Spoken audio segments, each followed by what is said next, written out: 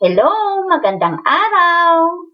Ngayon ay mag-aaral muli tayo. At ang ating pag-aaralan ngayon ay ang health.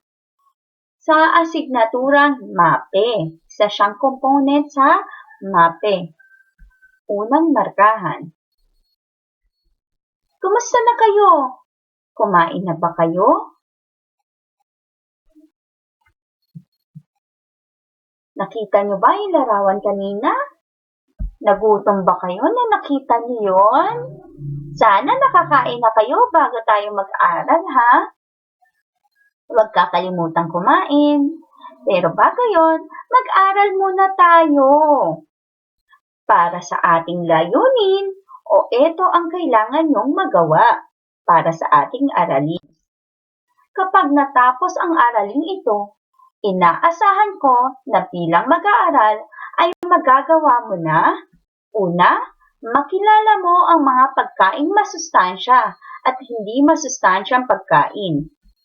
Pangalawa, maipaliwanag ang kalagahan ng masustansyang pagkain. At ang huli, matukoy ang pagkakaiba ng pagkaing dapat kainin. O tingnan mo nga ang mga larawan. Yan ang ating aralin. Pag-aaralan natin ngayon ang masustansya at hindi masustansyang pagkain. Dahil hindi lahat ng pagkain natin ay kailangan at dapat nating kainin. Kasi lahat yan masasarap, di ba? Pero mayroong mga pagkain na hindi makabubuti sa ating kalusugan. Meron namang nakabubuti sa ating kalusugan. Kaya yon ang ating pag-aaralan. Ano ang gusto mong pagkain? Sabihin mo nga. Okay, very good. Bakit mo gusto yung pagkain na yan? Yan ba ay madalas mong kainin? Araw-araw mo ba yung kinakain? Okay, kaya pala paborito mo yan. Ngayon ay meron naman akong kwento para sa inyo. Pero bago yon, gusto ko munang sundin niyo yung sasabihin ni teacher. Okay, umupo muna ng maayos at huwag makikipag-usap. Dito lang muna ang focus sa aking kwento. Okay? Tingnan natin kung ano ang mangyayari sa isang bata na ayaw kumain. Okay? Handa ka na ba? Kung handa na, manood at makinig sa aking video na papakita sa inyo na ang pamagat ay ang batang ayaw kumain.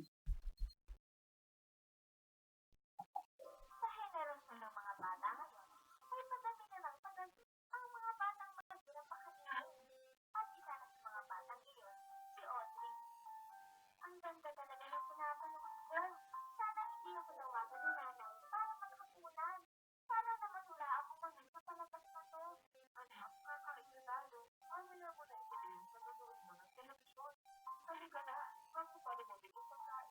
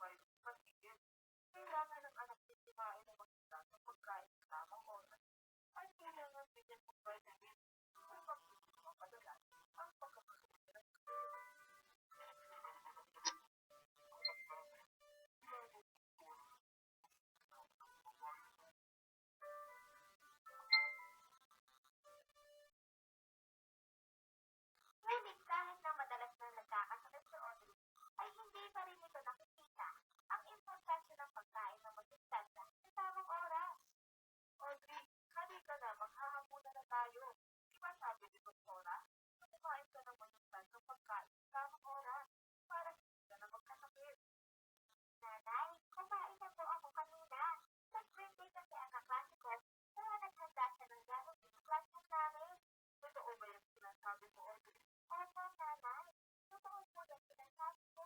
Sige, kung gano'n ay kumain ka na lang ulit kapag nabutas ka. Ang saya-saya.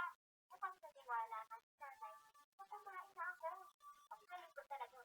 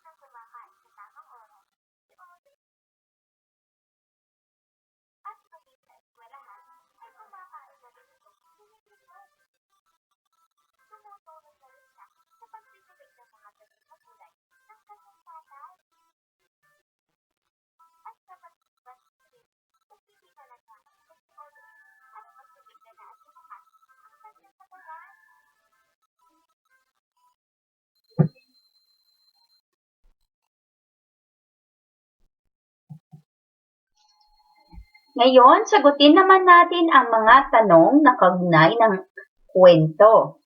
Unang tanong, sino ang batang ayaw kumain? Okay, very good. Si Audrey ang batang ayaw kumain. Pangalawang tanong, paano mo ilalarawan si Audrey habang siya ay kumakain? Bukal ba sa loob niya ang pagkain? Sabihin mo nga ang iyong sagot. Okay, very good. Si Audrey, kapag kumakain, makikita mo na napipilitan lamang siyang kumain. At dahil doon, napapagalitan siya ng kanyang tatay. Ganon din ba yung ginagawa ninyo? Napapagalitan ba kayo ng inyong magulang kapag ayaw niyong kumain? Okay. Pangatlong tanong, ano ang naging resulta ng hindi niya pagkain? Magbigay ka nga ng isang halimbawa ng naging resulta. Siya ay naging mabagal sa pagkilos at matamlay. Very good. Ano pa? O sabi niya sa paaralan, sabi daw ng teacher niya, tama nga ang sinabi ng teacher niya na hindi niya daw ma-absorb ang mga aralin kapag hindi daw siya kumain ng mga masusustansyang pagkain. O gagayahin niyo ba si Audrey nung una na hindi siya kumakain? O, hindi maganda ang kanyang ginagawa na hindi siya kumakain. Pero sa huli, ano ang ginawa niya? Okay, siya ay kumakain na. Magaling. Ngayon ay gagawin na natin ang gawain sa module. Kunin niyo na ang inyong kwaderno at maghanda sa ating gagawin. Okay. Hintayin ko kayo ha. Kunin niyo na yung gamit niyo. Pati yung lapis, yung kwaderno, notebook, at papel para sa mape. Okay. Gawain sa pagkatuto bilang isa. Basahin mabuti ang kwento, sagutin ang mga tanong. Gawin ito sa iyong kwaderno. Okay. Umupo na maayos at makinig sa aking kwento. O, tingnan natin ang larawan. O, ano nakikita nyo sa larawan? Siya ay mataba. May batang mataba na kumakain.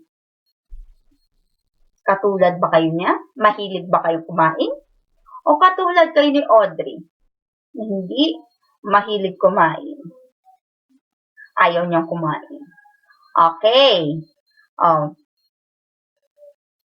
Mag-uumpisa na ako sa aking kwento.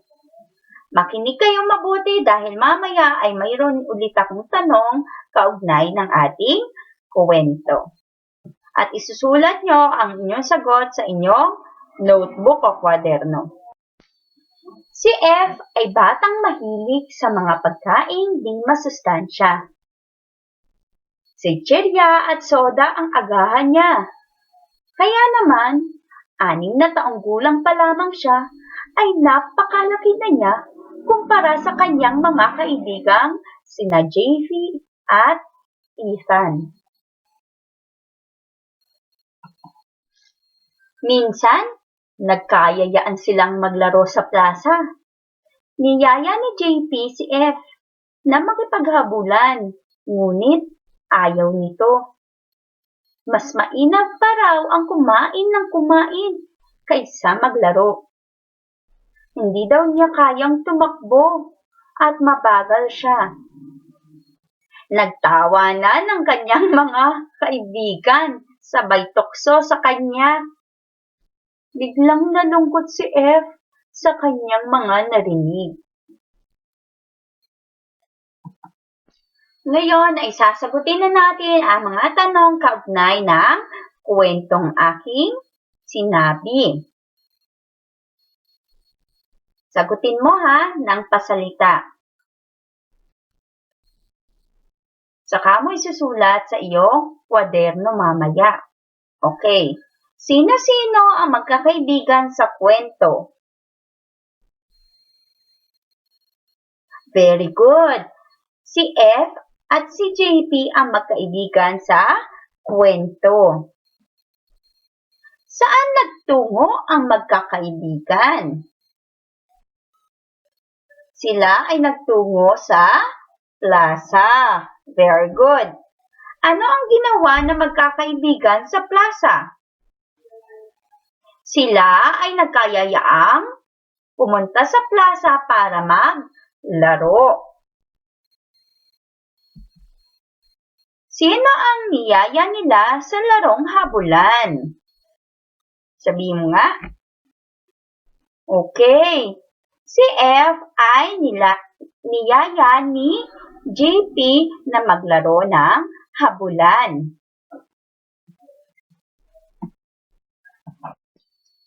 Anong dahilan bakit ayaw makipaglaro ni F? Sabihin mo nga. Okay. Dahil ayaw niyang makipaglaro. Mas mabuti pa daw na kumain ng kumain kaysa maglaro. At hindi niya daw kayang tumakbo. At mabagal din siya.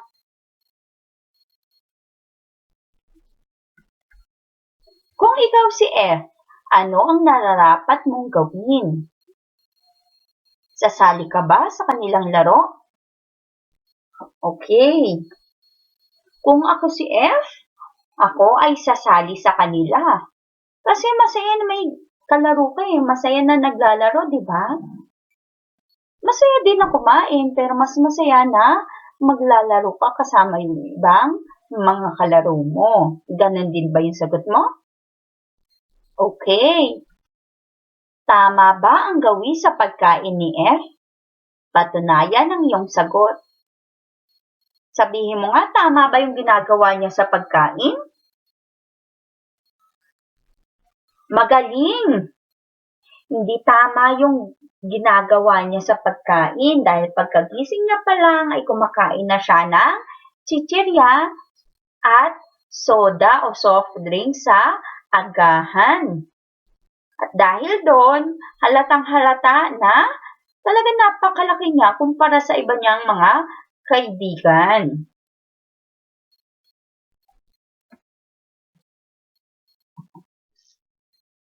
Para sa ating gawain sa pagkatuto bilang 2, lagyan ng check ang mga pagkain dapat kainin ni F at X ang dapat niyang iwasan. Gawin ito sa iyong kwaderno o notebook. Okay, ready ka na? Unang bilang. Ito ay ice cream o sorbetes. Yan ba ay check o X? Check kapag pagkain kailangan kainin ni F o X pag dapat niyang iwasan. Okay. Number 2, donut. Check o X? Number 3, itlog. Yan ba ay check o X? Okay, tingnan nga natin kung tama yung iyong sagot. Number 1, ang ice cream. Check ba yan o X? Ang tamang sagot ay X. Yan ay dapat niyang iwasan. Dahil ito ay masyadong matamis. Sumunod, X, ang donut. dahil ito ay masyado ding matamis. Pangatlo, yang itlog. Yan ba ay check o X? Ang tamang sagot ay check. Very good. Nakatama ka rin ba? 3 ba ang iyong tamang sagot? Very good kung 3 ang tama mong sagot. Kung hindi naman, okay lang yan. Meron pang kasunod yan. Pero ipagpatuloy mo na lang sa paggawa sa iyong module. Tandaan mo nga ito at isa-isip. Gulay at prutas ang mga pagkaing masusustansya. Ito ang mga pangunahing pagkain na dapat isaalang-alang sa araw-araw. Kumakain ka ba nito ng mga gulay at prutas? Very good! Maganda yan sa ating katawan. Kung hindi ka naman kumakain nito, subukan mo na kumain dahil ito ay mainam sa ating katawan. Wastong dami ng isda at karne ay angkop sa ating katawan. Ang mga pagkain gaya nito ay nagdudulot sa ating katawan ng lakas, gilas, at kaaya-ayang kutis o magandang kutis. Kumakain ba kayo ng isda at karne ng manok o kaya baboy? Okay. Masarap naman din yan, di ba? Sarap yan.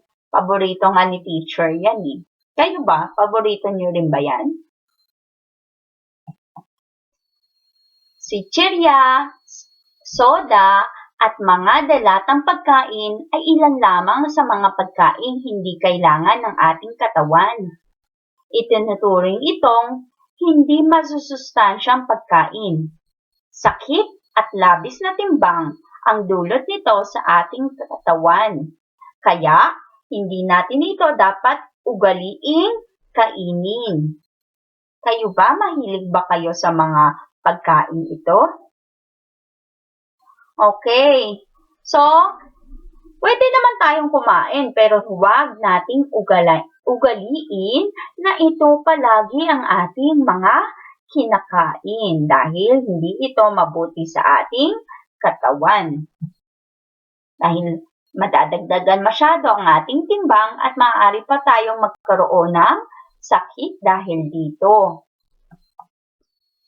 Mahalagang masusustansyang pagkain ang ating kainin upang maging malusog at makaiwas sa anumang sakit. Mahilig ba kayo sa mga masusustansyang pagkain? Very good naman kung ganon. Tingnan nyo naman ngayon ang talahan na yan o yung table na nagpapakita ng masusustansya at hindi masusustansyang pagkain. Ito ay ilan lamang sa mga halimbawa. Madami pang ibang mga pagkain na masusustansya at di masusustansyang pagkain. Una, tingnan natin yung hanay ng masusustansyang pagkain. Sabayan mo nga ako, sabihin mo nga ang halimbawa ng masustansyang pagkain.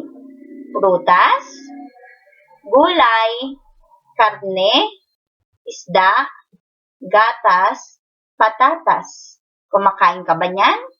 Very good. Mga masustansyang pagkain yan. Sumunod naman na hanay, di masustansyang pagkain. Sabayan mo ulit ako. Chichirya, soda, kape, fries, fishball, kikiam. Kumakain ka rin ba niyang mga yan? Kung kumakain ka niyan, huwag mong ugaliin na palaging yan ang kakainin mo ha. Dahil di yan masustansyang pagkain. Para sa gawaing pagkatuto bilang 3, kopyahin ang kahon sa kwaderno. Iguhit sa loob ng kahon ang mga masusustansyang pagkain na kinakailangan ng batang tulad mo. Dito makikita natin mayroong kahon dyan na 2. Iguhit mo kahit hindi maganda, okay lang. Basta makadrawing ka ng kahon. Ang mahalaga, idodrawing mo yung mga masusustansyang pagkain na kinakain ng batang katulad mo. O halimbawa, ito ay mga prutas na saging, mansanas at berries o strawberries. O sumunod naman, halimbawa ay ang mga gulay. Pwede mo yang i-drawing. Pwede din na iba ang i-drawing mo. Basta, mag-drawing ka ng mga pagkain na kailangang kainin ng batang katulad mo. Para sa ating gawaing pagkatuto bilang 4, tingnan ang mga larawan. Piliin ang masustansyang pagkain. Isulat ang letra ng tamang sagot sa kwaderno. Tingnan natin, letrang A. Yan ay mga prutas. Yan ba isusulat mo ang letrang A sa iyong kwaderno o hindi? B. Bulaklak. Yan ba ay masustansyang pagkain? Susulat mo ba sa kwaderno mo yung letrang B o hindi? O C. Yung bubuyog, masustansyang pagkain ba yan? Bubuyog hindi yung honey. Susulat mo ba ang letrang C o hindi? Okay. Ang tamang sagot dyan ay letrang A. Letrang A yung masustansyang pagkain dyan. O, ipagpatuloy mo yung paggawa sa module, ha?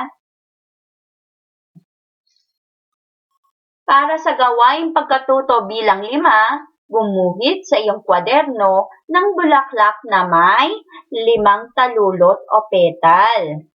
Pag-aralan ang larawan at piliin sa mga pagkain sa loob ng talulot ng bulaklak ang masustansya. Bawat napiling pagkain ay sulat sa gitna ng bulaklak. Halimbawa, mag-drawing ka ng isda. Lalagay mo sa pinaka-gitna sa loob ng bulaklak yung mga masusustansyang pagkain. Para sa gawaing pagkatuto bilang 6, iguhit ang masayang mukha kung ang larawan ay nagpapakita ng masustansyang pagkain at malungkot na mukha kung ang larawan ay nagpapakita ng di masustansyang pagkain. Isulat ang sagot sa iyong kwaderno. Okay. Bilang 1, pakwan. Yan ba ay masayang mukha, masustansyang pagkain, o malungkot na mukha? Yan ay masayang mukha. Yan ay masustansyang pagkain. Tama ka rin ba? O kung tama ka, very good ha. Pagpatuloy mo yan. O, number 2 naman tayo. Itlog. Yan ba ay masayang mukha na masustansyang pagkain o malungkot na mukha? Hindi masustansyang pagkain. Okay. Ang sagot ay masayang mukha. Tama ka rin ba? Very good. Ituloy mo yung paggawa sa module. Para sa gawaing pagkatuto bilang 7, basahin at unawaing mabuti ang mga tugma ukol sa pagkaing masusustansya. Piliin ang letra ng tamang sagot at isulat ito sa kwaderno. Letra lamang ang isusulat mo sa bawat bilang. Okay, o tingnan natin. Bilang 1. Upang ang bata ay lumusog at bumilog, kakain siya ng patlang. Ano kaya yon? A. Manok. B. Sisiw. C. Itlog. Uulitin ko ha. Upang ang bata ay lumusog at bumilog, kakain siya ng patlang. A. Manok. B. Sisiw. C. Itlog. Sulat mo yung sagot mo. Okay, tingnan natin kung tama yung sagot mo. Ang tamang sagot ay letrang C. Tama ka rin ba? Very good.